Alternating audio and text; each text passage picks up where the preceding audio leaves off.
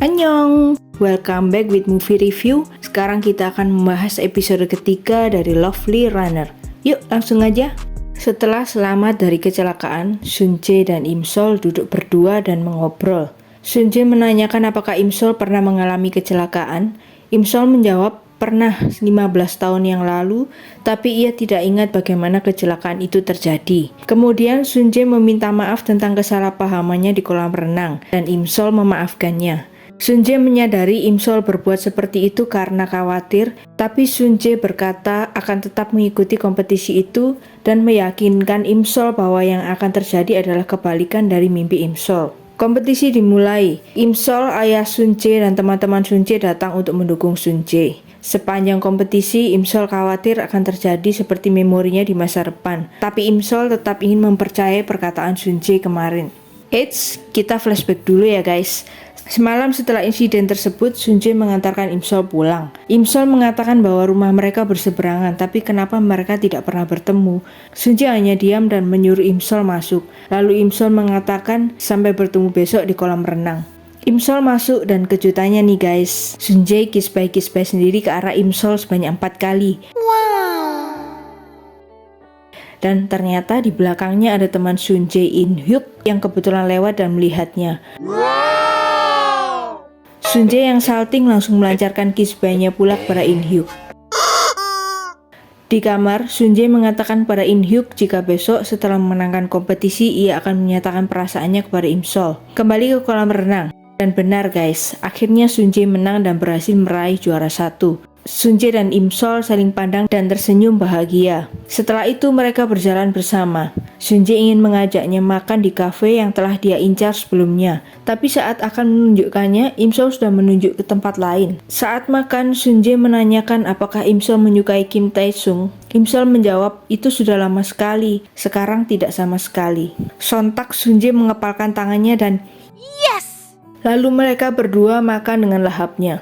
Setelah makan mereka kembali berjalan dan saat Sunjae ingin menyatakan perasaannya, tiba-tiba Imsol meminta 50 sen untuk foto box. Setelah berfoto berdua, Sunjae merasa ini momen yang tepat untuk menyatakan perasaannya karena mereka sedang duduk berdekatan. Tapi saat Sunjae mengatakan suka kepada Imsol, bertepatan dengan suara mesin foto box bahwa foto mereka telah tercetak. Gagal maning deh. Usaha Sunjae untuk menyatakan perasaan hari itu semuanya gagal guys. Nih.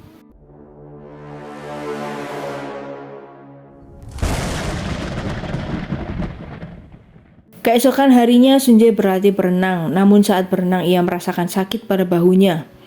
Imsol datang ke kolam renang untuk mencari Sunjae, namun teman Sunjae mendatanginya dan mengatakan bahwa tadi pagi Sunjae dilarikan ke rumah sakit. Di rumah sakit dokter mengatakan bahwa manset rotator yang sudah dioperasi robek kembali.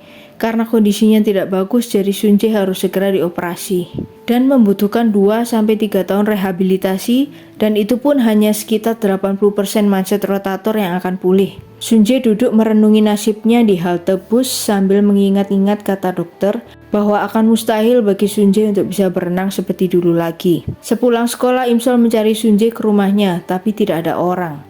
Kemudian Sunjae mendapat telepon dari ayahnya dan bergegas pergi ke kedai ayahnya. Di sana Sunjae mendapatkan kejutan dari teman-teman ayahnya yang memberi selamat atas kemenangan Sunjae. Ayahnya sangat membanggakannya dan berkoar-koar bahwa Sunjae akan memenangkan Olimpiade London 4 tahun lagi. Ayah Sunjae sudah mendaftarkan Sunjae pelatihan renang di luar negeri dan bahkan sudah membeli tiket penerbangan kelas bisnis. Namun Sunjae menolak dan mengatakan akan berhenti berenang, kemudian pergi meninggalkan ayahnya. Ayahnya mengejarnya dan terus menanyakan alasannya, namun Sunjae tidak mengatakan yang sebenarnya, tapi mengatakan bahwa ia muak dengan rehabilitasi dan latihan yang berat. Sang ayah marah dan mengatakan pada Sunjae untuk tidak pulang ke rumah lagi jika ia berhenti berenang. Imsol yang menyusul ke kedai ayah Sunjae hanya bisa mendengarkan pertengkaran Sunjae dengan ayahnya dari jauh. Sunjae membersihkan lokernya sambil menangisi nasibnya. Imsol pulang ke rumah dan mengambil kalender. Ia menuliskan kata kecelakaan pada tanggal 1 September. Namun tulisan itu segera hilang dengan sendirinya. Ia pun menangis karena merasa tidak bisa mencegah kecelakaannya dan tidak bisa menyelamatkan Sunjae. Maka untuk apa ia ada di sini? Ayah Sunjae akhirnya menemui dokter dan mengetahui semuanya tentang anaknya. Di sekolah saat mengobrol dengan In Hyuk, kepala Imsol terkena bola dan ia mimisan. Sesaat ia mengingat kejadian itu di masa lalunya, di mana setelah itu terjadi kebakaran di rumahnya yang menyebabkan tangan ibunya terkena luka bakar. Imsol bergegas pulang diantar oleh Taesung, dan benar saat sampai di rumah, dapurnya telah terbakar. Syukurlah Imsol dan Taesung berhasil meredakan apinya. Ibu Imsol pulang dan mendapati rumahnya terselamatkan dari kebakaran. Imsol senang melihat tangan ibunya tidak terbakar seperti di masa lalunya. Ayah Sunjae menyesal dan menyuruh Sunjae untuk segera melakukan operasi agar Sunjae tidak lagi merasakan sakit. Setelah itu Sunjae boleh memutuskan untuk menjalani rehabilitasi atau berhenti berenang.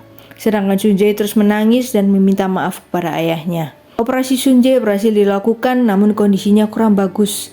Lebih dari 90% mansetnya robek, labrum bahunya juga rusak parah. Saat di rumah sakit, setiap hari secara diam-diam Imsol mengirimi Sunjae makanan seperti kimbap, dessert, dan permen kesukaan Sunjae. Bahkan saat sudah di rumah, Imsol mencuri masakan neneknya dan memberikannya kepada ayah Sunjae. Ayah Sunjae ganti memberikan Imsol sirup omija dan Imsol menghabiskannya sendiri satu toples besar. Imsol melihat Sunjae pergi dari rumahnya dan ia mengikutinya.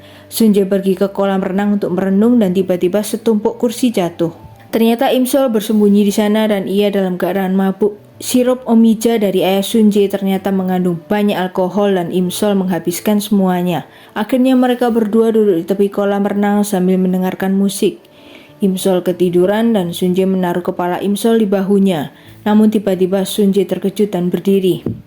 Imsol terbangun dan ikut berdiri, lalu seperti akan pingsan dan Sunjae menangkapnya. Lalu mereka berpandangan dan Imsol memegang pipi Sunjae. Lalu Sunjae menyatakan perasaannya. Lalu Imsol mengatakan pada Sunjae untuk terus tersenyum seperti ini dan ia akan terus berada di sisi Sunjae agar Sunjae tidak kesepian dan ketakutan sendirian. Lalu tiba-tiba Sunjae mencium Imsol, guys. Wow. Keesokan harinya Imsol tidak mengingat kejadian semalam sejak mereka mendengarkan musik bersama. Kemudian Imsol mendengarkan MP3 playernya dan ternyata percakapan mereka terekam saat Imsol tidak sengaja menginjak player itu kemarin di kolam renang.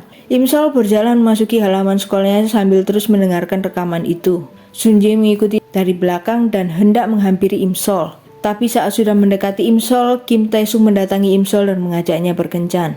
Imsol melepas earphone-nya dan saat itulah rekaman berbunyi, "Aku menyukaimu."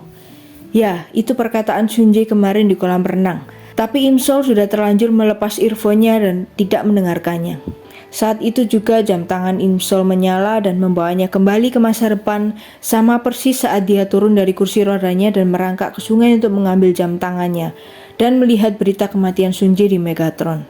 Kembali ke masa SMA-nya, ia kembali menjadi Imsol yang dulu menyukai Taesung, maka Imsol menerima ajakan berkencan Taesung. Sunjae yang berada di belakangnya pun terkejut dan speechless.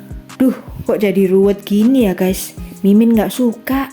Gak boleh gitu ya. Masa maunya nonton yang happy mulu? Oke deh, simpan dulu nyeseknya guys. Kita tunggu episode 4-nya ya. Bye. Kumau viewers sudah menonton videonya. Jangan lupa subscribe, like, komen, dan share ya. Annyeong.